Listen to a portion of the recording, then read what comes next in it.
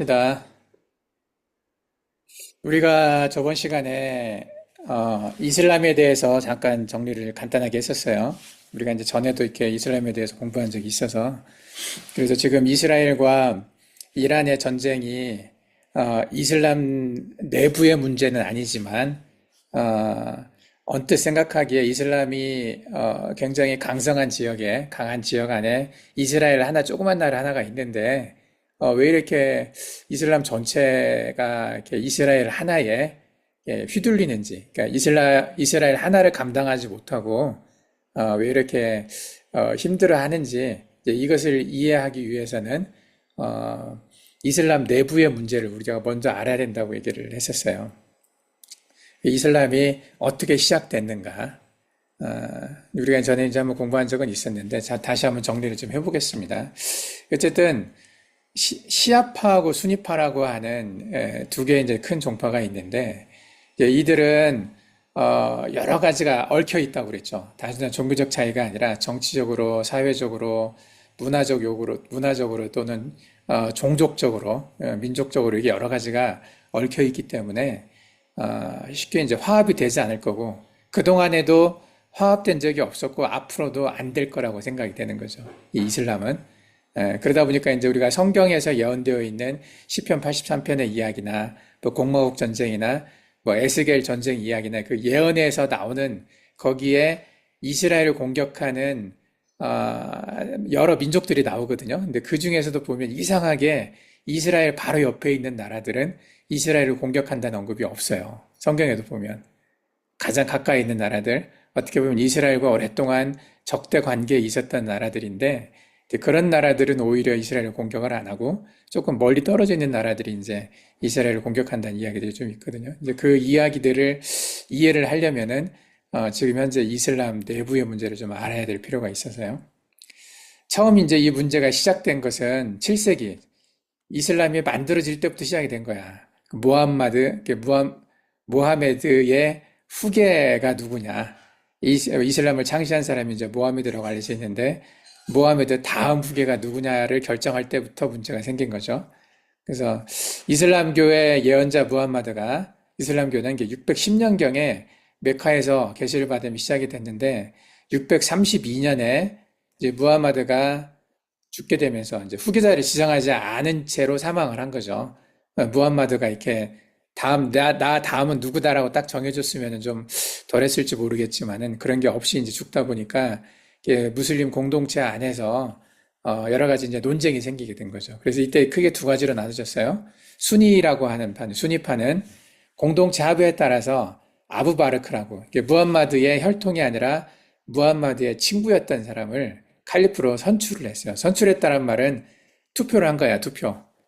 이렇게 뽑았어요. 이렇게 투표를 해서 뽑았고, 근데 시아파는 무함마드의 사촌이자 사위인 알리가 정통 후계자라고 주장을 한 거죠. 내가 어제 얘기할 때 알라라고 잠깐 잘못 말했는데 알리예요, 이름이. 알라는 이제 하나님을 이 사람들이 알라라고 얘기를 하죠. 근데 알리라고 하는 이름을 가진 이 사람은 무함마드의 딸하고 결혼을 했는데 무함마드의 사촌이기도 해. 그죠? 그러니까 친척이야. 친척이면서 인척인 거지. 그래서 혈통이기 때문에 혈액이 피가 섞여 있기 때문에 이제 이 알리가 정통 후계자라고 주장을 한 거죠. 그래서 시아파는 중요한 건 계통 블러드 라인이 중요하고 순위파는 그게 아니라 정치적으로 이렇게 선출하는 게 중요하고 이런 서로 다른 개념을 좀 갖고 있었기 때문에 이제 싸움이 시작이 됐는데 661년에 알리가 암살이 됐어요. 암살을 누가 했겠어요? 순위파에서 했겠지. 그러면서 이때부터 이제 원수가 되기 시작을 한 거죠. 순위파가 주도하는 우마이야라고 하는 왕조가 등장을 했고, 시아파는 이에 대해서 이제 싸우면서, 전쟁이 시작된 거죠. 저항하면서 분리가 됐는데, 이제 이 시아파가, 본거지를 이란 쪽으로 옮긴 거지. 그쪽으로. 그러니까, 아라비아 쪽에 있다가 이란 쪽으로 이제 옮겨가면서 이제 그쪽이, 이란 있는 쪽이 본거지가 된 거죠. 예. 그래서 680년에 이제 시아파가 형성이 처음 됐어요. 시아파는 정체성이 결정지는 사건은 카르발라 전투라고 하는데, 이때 이제 우마이야 왕조, 수니파의 우마이야 왕조의 칼리프 야지드 1세가 알리야 아들 후세인을 공격해서 처형을 했어요. 예, 시아파의 알리의 아들 후세인을 처형을 했다는 얘기죠. 후세인의 죽음은 시아파에게는 순교의 상징이 되었고 이것이 오늘날까지 아슈라 기념일로 추모가 된다고 하는데 이 사건 이후에 시아파는 수니파의 정치적 지배에 저항하는 종파로 자리를 잡게 된 거죠. 수니파가 대부분이에요. 수니파가 훨씬 많은데 여기에 대항해서 이제 시아파가 이때부터 계속해서 수니파와 이제 정치적으로 대립하는 그런 관계가 된 거죠. 그래서 중세 시대 이슬람에서 갈등이 계속 있었어요. 10세기에서 16세기에도 시아파와 수니파 갈등은 정치적 경쟁으로 확대가 되었는데 10세기에 파티마 왕조 시아파가 이집트에서 등장하면서 이제 수니파 아바스 왕조와 대립이 됐고 이집트에서 또 16세기에는 사파비 왕조 시아파가 페르시아를 장악하여 시아파를 국교로 선언을 했어요. 그래서 이때부터 해서 이란은 시아파가 된 거죠. 16세기부터 1500년부터 해서 시아파를 국교로 선언을 했고 여기에 맞서 이제 오스만 제국은 누구예요? 지금은 투르키예잖아. 오스만 투르크족들도 거의 다 이슬람이잖아. 그래서 터키뿐만 아니라 카자흐스탄, 우즈베키스탄, 투르크메니스탄, 타지키스탄, 아프가니스탄 이 스탄자 들어가는 나라들 대부분 이런 나라들은 수니파가 됐어요. 시아파가 아니라. 그래서 아랍과 투르크가 수니파고 대부분이 민족적으로 따지면 이란은 어디 쪽이에요? 이란은 인도 유럽 어족이잖아요. 인도 유럽 쪽. 아리안족이잖아, 아리안족. 백인 계통이거든요. 백인 계통인데 이쪽 사람들은 대부분 이제 시아파가 된 거죠. 그래서 물론 스탄자 들어가는 나라 안에서도 시아파가 있어요. 시아파들이 있는데 조금 이따 좀 정리를 해볼게요. 어쨌든 그래서 지금 크게 따져서 나라로 이제 치면은 시아파 중심 국가는 이란이고 수니파 중심 국가는 사우디아라비아예요. 가장 위에 있는 나라가 가장 후치티한 나라, 가장 강한 나라들이죠. 예. 그래서 시아파는 이란과 이라크는 원래 수니파였는데 수니파였던 후세인이 쿠웨이트를 공격하고 하면서 이제 미국이 후세인을 제거를 해버렸잖아. 예? 미국이 후세인을 제거를 해버리면서 이라크가 시아파가 돼버렸어요. 수니파가 없어지니까 수니파였던 후세인 종족들이 힘을 잃어버리니까 시아파가 거기를 차지해가지고 이라크가 지금 시아파가 된 거죠. 시아파 정부가 들어선 거죠. 전체 이라크 민족이 다 시아파는 아니고 현재 정권을 잡고 있는 사람이 이제 시아파죠. 사실은 이게 수니파를 견제하기 위해서 미국이 시아파를 길러준 거잖아. 미국은 이게 시아파와 수니파 이렇게 균형을 잡으려고 이렇게 여러 번 시도를 했던 적이 있었어요. 어쨌든 그리고 사우디아라비아 옆에 이제 이집트가 수니파고 그리고 시리아도 지금은 이제 정권이 무너졌는데 시리아 원래 있던 정권이 있죠. 알라이파 정권이 시아파였었죠. 그리고 레바논도 시아파. 그래서 이란, 이라크, 시리아, 레바논 이렇게가 시아파 중심 국가라고 하고 그리고 사우디아라비아, 이집트, 터키, 요르단 이게 이제 수니파 중심 국가라고 해서 이렇게 나라 숫자로 보면 비슷한 것 같은데 그 나라 크기로 보면 근데 이제 실제 보면은 이렇게 차이가 좀 있어요. 그래서 여기가 시아파 벨트라고 해서 초승달 지대죠. 옛날에 메소포타미아 문명이 있던 지역들 메소포타미아 지역이 이렇게 시아파 벨트라고 돼 있어요. 그리고 수니파는 이제 요 아래쪽에 요 위쪽에 수니파들 있죠. 위쪽에 투르크족들 수니파, 요 아래쪽에 아랍족 종족들이 수니파죠. 그래서 이렇게 수니파 벨트라고 표현을 하는데 그리고 여기 예멘에서도 두 종류가 시아파, 수니파가 다 있어요. 예멘에.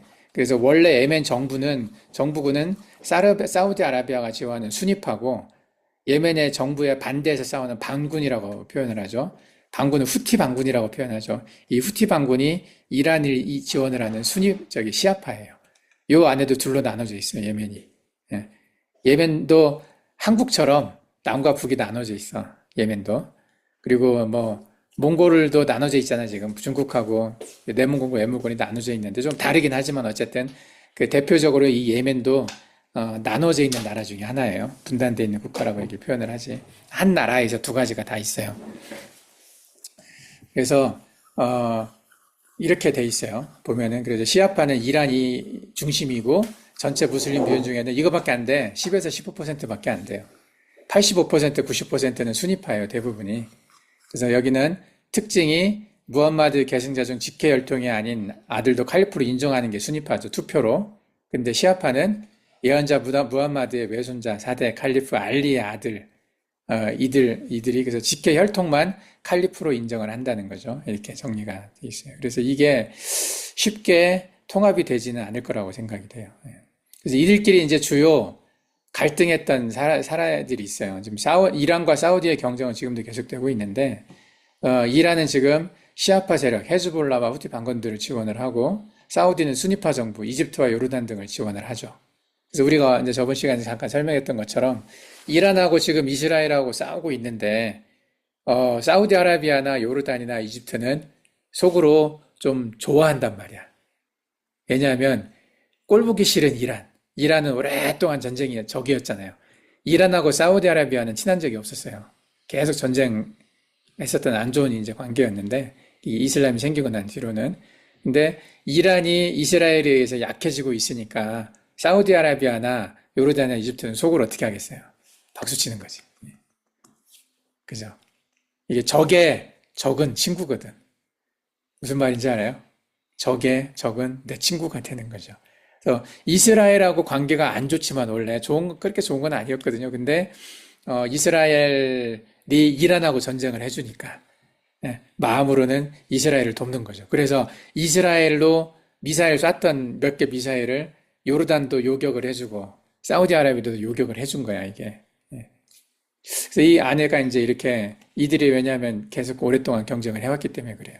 이라크 전쟁이 큰 게 있었어요. 옛날에 내가 이라크하고 이란하고 오랫동안 전쟁을 했거든요. 그리고 이라크가 그때 이제 후세인이 있었는데, 근데 미국이 이제 이게 사담 후세인이 좀 이게 잘못 판단을 해서 쿠웨이트를 침공을 했어. 쿠웨이트에 가서 쿠웨이트는 또 미국이 도와주는 나라였는데, 그러면서 쿠웨이트를 침공을 하면서 미국이 이제 이라크의 그 사담 후세인을 제거를 하게 되죠. 아까 얘기했던 것처럼. 그래서 이곳이 이제 시아파 정부가 생기게 됐어요. 그래서 이후에 이 이라크 안에서도 시아파, 수니파 내전이 발생을 한 거죠. 요 안에 수니가 또 많이 있으니까. 근데 이제 바로 옆에 이란이 있어서 이란이 이라크에 시아파를 지원을 하니까 그래서 이라크가 시아파가 다 장악을 하게 됐어요. 또 시리아 내전이 계속 있었죠. 시아파 알라이파 정권이 아사드 대통령. 이 사람이 러시아에서 지원을 해요. 이게 우리가 이제 또 기억해야 되는 게 뭐냐면 러시아하고 시아파가 친해. 주로 러시아하고 중국하고는 대부분 다 시아파를 지원을 해요. 그래서 러시아, 중국, 북한, 이란 이 네 가지가 이제 한 세트로 표현을 하죠. 그래서 예전에 이제 미국에서는 이 네 나라를 악의 축이라고 표현을 했어요. 악의 축. 그래서 미국이 전쟁하고 있는 나라가 이 러시아, 중국, 북한, 이란이에요. 네 개 나라. 근데 이 네 개 나라 중에서 세 개 나라가 핵이 있어요. 핵. 뉴클리어 웨폰이 있어요. 핵이 있기 때문에 러시아와 중국과 북한은 핵이 있어요. 쉽게 직접적으로 전쟁을 할 수가 없어. 그래서 러시아하고도 직접 싸울 수 없고 중국하고도 직접 싸우기 어려워요. 그리고 북한도 직접 못 건드려. 왜냐하면 북한은 지금 이미 핵도 만들었고 미사일도 만들었어요. 이 미사일도 대륙간 탄도미사일이라고 하지. 북한에서 쏘면 미국까지 가요. 미국까지 가는 미사일을 북한은 가지고 있어요. 그리고 북한이 오랫동안 이제 압박을 이겨내고 미국이 굉장히 프레스를 가했는데도 불구하고 그 경제 제재 다 이겨내고 만들었잖아, 핵을.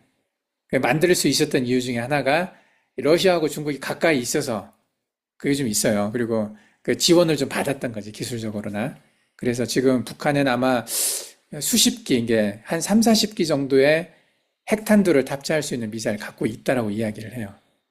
근데 그 정도면 상당한 위협이 되기 때문에 미국도 북한을 공격을 못해요. 쉽게. 그래서 북한은 경제력이 약하고 힘이 약하긴 하지만은 핵을 가지고 있기 때문에 공격을 받지 않는 거야. 직접적으로. 그래서 버텨주고 있는데 이란도 그렇게 핵을 가지고 싶은데 이란이 핵을 가지는 것을 가장 싫어하는 나라가 이스라엘이거든요. 요번에 이란이 이스라엘을 공격을 했는데 이란에서 쐈던 미사일이 여러 개가 텔아비브에 떨어졌어요. 요격을 못했어. 그래서 이스라엘 사람들도 많이 죽었거든요. 예. 근데 거기에 그냥 일반 미사일이 아니라 핵탄두를 탑재했다고 생각을 해봐요. 핵을 놨다고 생각을 해봐요. 그러면 이란에서 쏘는 핵미사일이 이스라엘 전체를 다 공격할 수가 있어요. 핵이 있으면. 그러니까 이스라엘 입장에서는 되게 무섭잖아. 그러니까 이란은 핵을 가지면 안 된다라고 생각을 하고 있는데 이란도 북한처럼 그 오랫동안 프레스를 이렇게 압박을 가한 경제적인 압박을 지금 견뎌내면서 핵을 만들고 있는 거야. 북한이 오랫동안 그걸 만들었잖아요. 그러면서 결국은 만들어냈는데 그런 것처럼 이란도 지금 그 압박을 이겨내면서 핵을 만들고 있어요. 왜냐하면 이란도 미국 공격받기 싫거든. 이스라엘 공격받기 싫고. 이란도 자기가 튼튼하게 살고 싶어요. 자기 독립적인 어떤 의견을 내고 다른 나라에 좌지우지되는 게 아니라 자기 힘을 가지고 자기 말을 하면서 살고 싶단 말이지. 그러니까 핵을 가져야 되는 거죠. 그래서 그 핵을 만들기 위해서 지금 지하 100m 정도 되는 곳에 기지를 만들고 거기에서 지금 우라늄을 농축하고 있다고 표현을 해요. 농축이란 말은 우라늄을 물론 이제 말로는 뭐 전기 만들기 위해서 우라늄 발전, 원자력 발전소를 만들려고 한다고는 말하지만 이란의 실제 목적은 핵무기를 만들려고 하는 거란 말이지. 그걸 다 알고 있어요. 누구나 다 알아. 말은 발전용이라고 말은 하지만 실제 발전이 아니다. 알고 있거든요. 그래서 이제 미국이나 이스라엘은 실제 그 핵 무기를 만들 수 있는 그런 위치 그 공장들을 공격을 이번에 했던 거죠. 근데 그게 지금 땅속 깊이 숨어 있기 때문에 이걸 정말 공격할 수 있을지에 대해서 이제 이스라엘은 무기가 없어요. 벙커버스터라고 하는 무기가 있어야 돼. 벙커버스터는 땅속 한 뭐 100m 이에 있는 것도 파괴할 수 있는 힘이 있어야 되거든요. 벙커버스터라고 표현을 해요. 그 무기 이름을. 근데 이스라엘은 그 벙커버스터가 없어요. 그 벙커버스터를 갖고 있는 나라는 미국밖에 없어요. 미국도 그 벙커버스터를 비행기로 싣고 가서 떨어뜨려야 되잖아. B2 폭격기만 그걸 할 수 있어요. B2. B2라고 하는 폭격기 내가 이때 영상 한번 보여줄게요. 이제 큰 비행기가 있는데 아주 큰 비행기가 있어요. 그거 하나에 뭐 엄청나게 비싸. 그 미국만 갖고 있는 비행기가 있어요. 그걸로 싣고 가서 아주 무겁거든요. 벙커버스터가. 굉장히 무거운 폭탄인데 그걸 이제 떨어뜨리면은 땅속으로 쭉 파고 들어가요. 그래서 60m 정도 위에 콘크리트로 단단하게 막아놨어도 60m를 뚫고 들어가서 60m 밑에서 터지거든요, 이게. 그 지금 이란의 핵 공장은 60m보다 더 아래에 있단 말이야. 이게 하나 가지고 안 될 거 아니야. 60m를 떨어뜨려서 60m 또 파괴하고 좀 땅에 이제 파였잖아. 그곳에 또 다시 떨어뜨리는 거죠. 그럼 거기서 또 다시 60m를 들어갈 수 있잖아. 그러면 100m도 파괴할 수 있는 거죠. 예. 그러니까 미국이 도와주지 않으면, 미국이 개입하지 않으면 이란의 핵시설은 파괴할 수가 없어요. 근데 지금 트럼프가 계속 이야기하잖아. 항복해라. 이란한테 항복하지 않으면 우리가 그 무기를 쓸 수밖에 없다는 식의 이야기를 하고 있어요. 그리고 지금 하메네이라고 이란의 최고 지도자죠. 그 이슬람 최고 지도자. 이란의 대통령보다 더 위에 있는 사람이죠. 옛날 호메인이라고 하는 사람이 이슬람 혁명을 일으켜서 이란의 팔레비 왕조를 다 무너뜨렸는데 그 이후에 이제 하메인이라는 사람이 호메인이가 죽고 나서 하메인이가 이제 그 이슬람의 칼리프가 대장이 된 거죠. 그래서 이 사람이 지금 한 30년 동안인가 계속 이게 정권을 잡고 있거든요. 근데 이 사람이 지금 계속 얘기하는 게 뭐냐면 우리는 항복하지 않겠다. 이 사람도 지금 땅속에 들어가 숨어 있어요. 근데 트럼프가 또 이야기하잖아. 우리는 당신이 어디 있는지 알고 있다. 우리가 맘만 먹으면 당신 죽일 수 있다. 그러니까 항복해라 이야기하고 있어요. 근데 오늘 또 나와가지고 이 하메네이가 우리는 절대 항복하지 않는다. 이란 국민은 항복하지 않는다. 이런 식으로 표현을 했어요. 그래서 지금 아마도 이란 안에서 이란이 이 전쟁을 피하려면 하메네이를 자기들이 죽여야 될 거야. 그러니까 어제 이야기했던 것처럼 이란 국민들한테 일어나라고 표현했잖아요. 라이징 라이온이라는 이름이 이슬람 정권을 무너뜨리고 옛날에 있던 정권, 그런 민주주의 정권을 만들어라, 니들이. 이슬람 대표가 다스리는 땅이 아니라 너희들이 국민들이 다스리는 땅으로 만들어라 해서 이제 라이징 라이온이라는 이름을 지금 준 거잖아요. 지금 기다리고 있는 것 같아. 어떤 의미에서 보면 그 이란 안에서 그 이슬람 정권을 싫어하는 사람들이 그 하메네이를 죽이든지 해서 그 이슬람 정권을 스스로 이렇게 물러나게 만들게 되면 어, 그 이란도 옛날처럼 이란이 옛날에 잘 살았거든요. 자유롭게. 옛날 40년 전 사진 보면 여자들도 다 이게 이런 거 안 쓰고 다녔어. 굉장히 예쁘게 백인들이잖아요. 뭐 미니스커트 입고 뭐 수영장에서 비키니 수영복 입고 수영하고 이런 장면들이 옛날에 있었거든요. 예. 근데 지금 이란이 그런 게 다 없어져 버렸잖아. 그러니까 살기 힘든 땅이 됐는데 정권이 바뀌게 되면 그런 땅으로 다시 갈 수 있으니까. 예. 그렇게 이제 좀 하여간 그런 의미를 가지고 지금 미국이 이 벙커버스터를 쓸 건지 말 건지에 대해서 지금 아직 결정은 안 했지만 쓸 수도 있겠다는 생각이 들어요.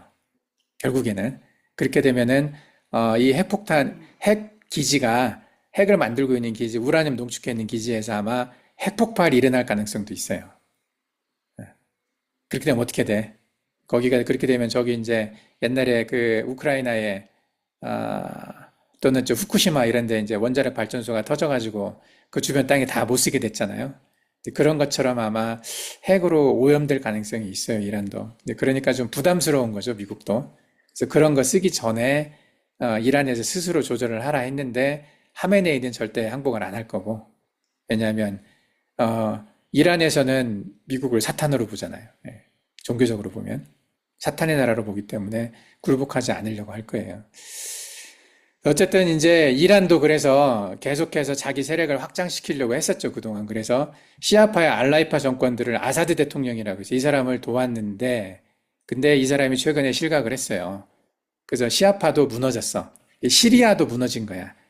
시리아의 시아파도 무너졌고, 그 밑에 이제 레바논이 있잖아요. 레바논의 헤즈볼라도 무너졌어요. 힘이 없어, 지금. 완전 무너진 건 아니지만, 거의 항복하다시피 힘이 없어요. 그리고 바로 옆에 있었던 그 팔레스틴의 시아파들이 있었잖아요. 얘네들도 무너졌어요, 거의. 하마스가 무너졌잖아요. 그리고 지금 후티에 있었던 후티 반군의 시아파도 거의 지금 힘이 없잖아요. 미국이 많이 폭격을 했거든요, 거기도. 그러면서 지금 마지막 남은 게 이란이거든요. 시아파가 지금 거의 무너지고 있는 거야. 이란이 무너지면 아마 시아파가 무너질 가능성이 많은데. 그래서 지금 사우디아라비아 입장에서는 이 수니파로 이슬람 세력을 다 통합하고 싶어 하죠. 사우디아라비아나 요르단이나 뭐 이집트나 이런 이 이슬람 국가들은 그래서 이 이란을 절대 도와주지 않을 거예요.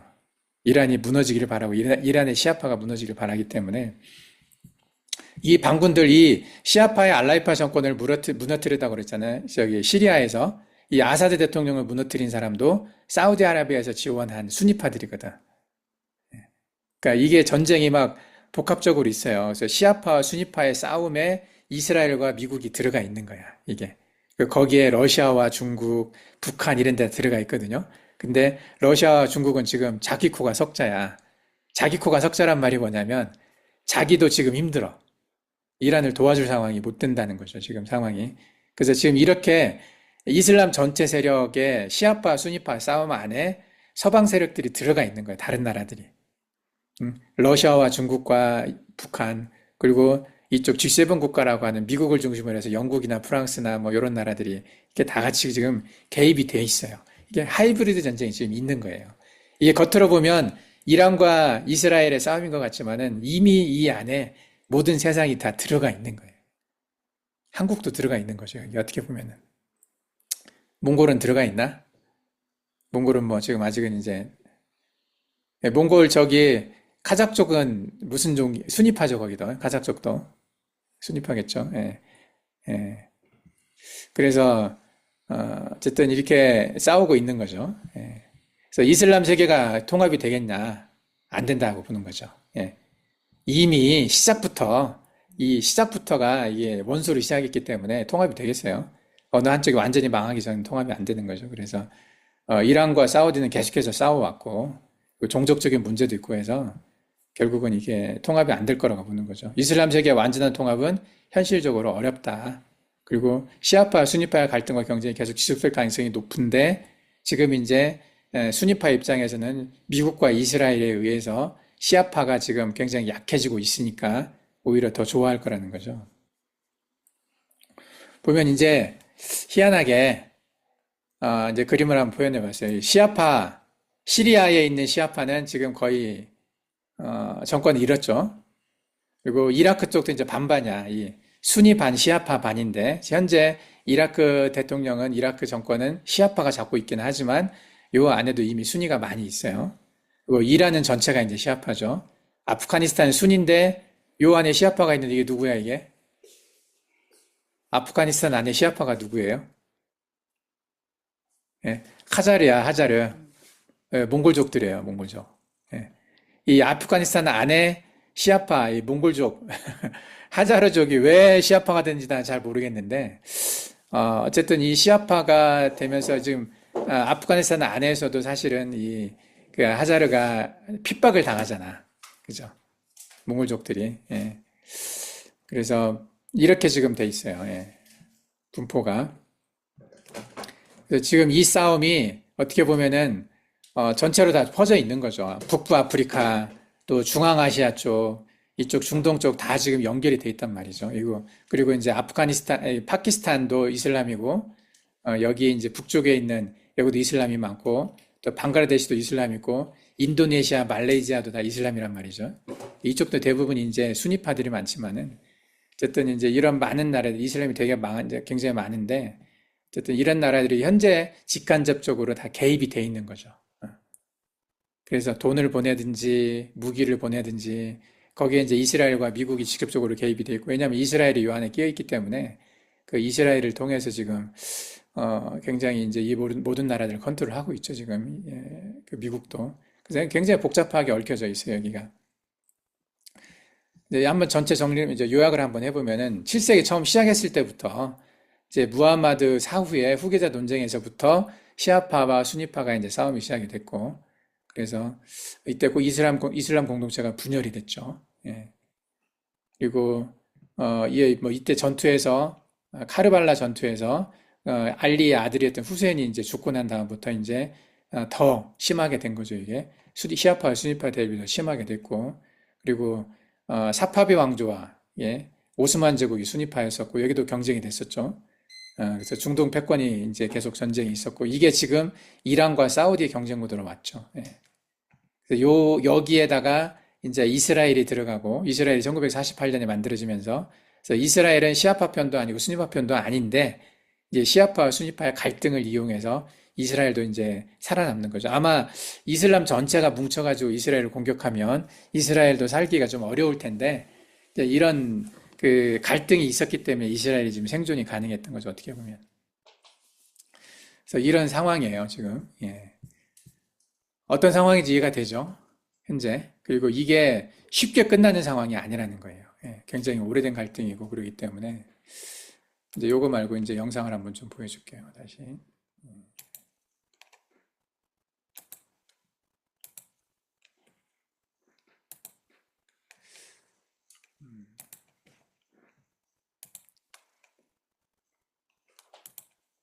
중동 지역의 긴장감은 어느 때보다 높아지고 예. 있습니다. 하메네이가 중동 특파원을 항복하지 연결해서 않겠다라고 얘기를 내용 했어요. 자세히 더 알아보도록 하겠습니다.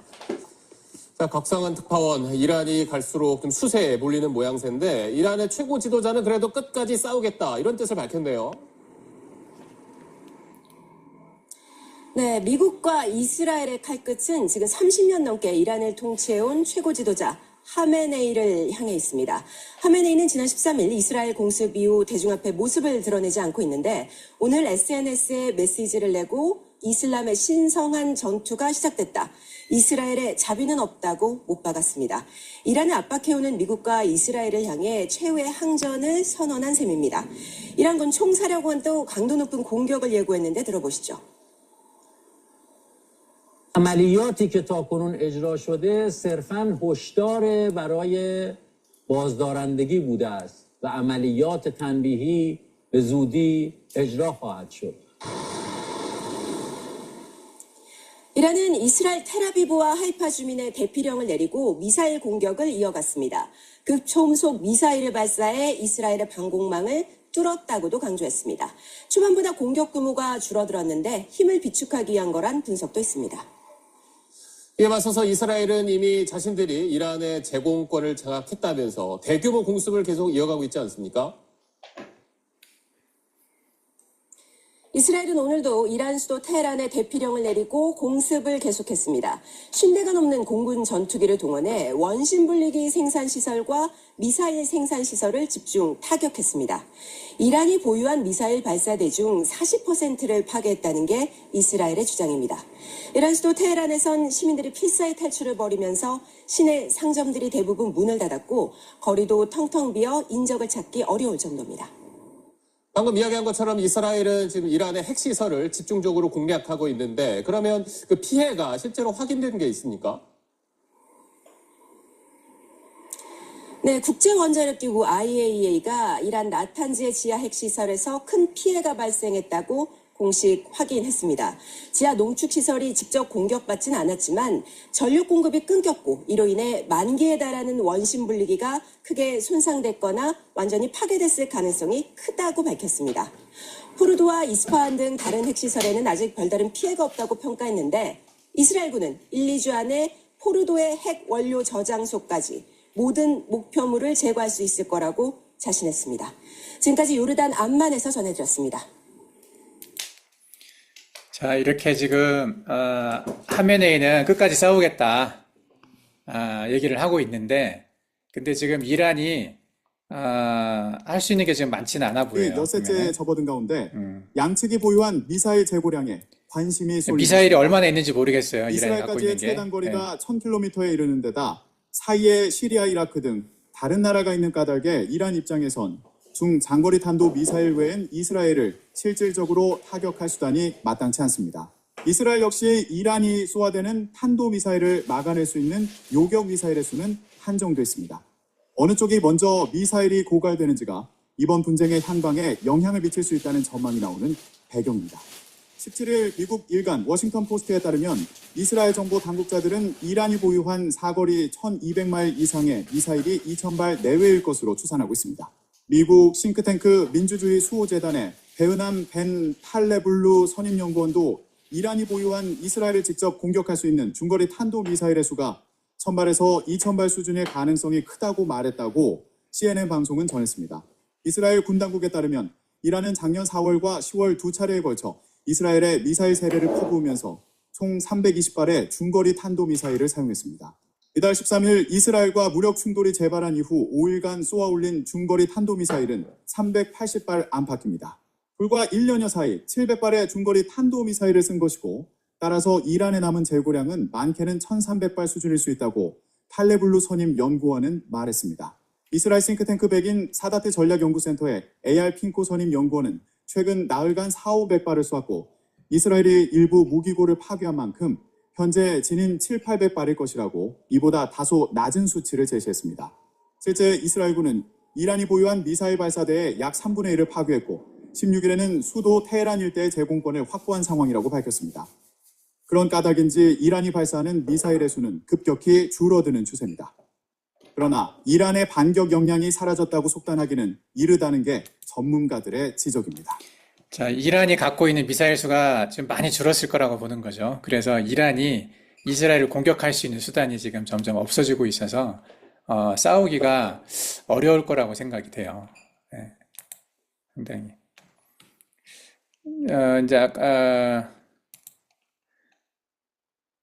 그리고 이게 벙커버스터가 들으신 것처럼 있는데. 미국의 군사 개입이 현실화된다면 그 명분은 이란의 핵시설 제거일 겁니다. 하지만 문제는 이란의 핵시설이 지하 깊숙이 구축되어 있다는 점인데요. 미군의 벙커버스터가 주목받는 대목입니다. 박석호 기자입니다.